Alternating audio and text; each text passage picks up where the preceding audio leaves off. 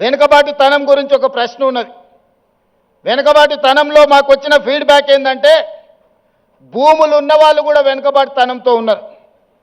20 ఎకరాలు 30 ఎకరాల భూమి ఉన్న ఆసామి కూడా వెనుకబాటుతనంతో బాధపడుతున్నాడు. నేను అడిగిన, అరే 20 ఎకరాలు 30 ఎకరాలు తెలంగాణలో అంటే ఏ మూలకు పోయినా 30-40 లక్షలకి ఎకరం భూమి కదా, 10-20 కోట్ల ఆస్తుంటే వీళ్ళని ఎట్లా వెనుకబాటుతనం అంటావు అని అంటే, మా సర్వే రిపోర్ట్ ఏం చెప్పిందంటే చదువు లేకపోవడం వల్ల వాళ్ళు వెనుకబాటుతనాన్ని అనుభవిస్తున్నారు. భూమి కాదు సమస్య, ఆ కుటుంబంలో చదువుకోకపోవడం వల్ల, ఆ కుటుంబంలో ఎవరికి చదువు లేకపోవడం వల్ల వాళ్ళు వెనుకబాటుతనంతో ఉన్నారు. వాళ్ళు పేదరికంలో లేరు కానీ వెనుకబాటుతనంలో ఉన్నారు.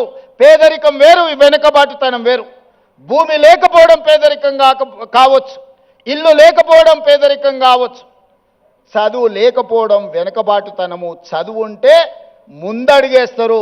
ఇవాళ మీ బిడ్డలే మా కాసిం, భూమి ఎంతుందో నాకు తెలియదు, ప్రొఫెసర్ కాసిం అయి ఆర్ట్స్ కాలేజ్కి ప్రిన్సిపాల్ అయ్యింది. ఇక్కడ ఉన్న కుమార్ ఉండొచ్చు, ఆ వెనకాల ఉన్న గంట చక్రపాణి గారు ఉండొచ్చు. వీళ్ళందరూ ఇవాళ చదువుకున్నారు కాబట్టే ఈరోజు సమాజంలో ఒక గుర్తింపు గౌరవంతో పాటు వెనుకబాటుతనం అనే పదమే వాళ్ళ దరిదాపుల్లో రాకుండా ఉన్నది.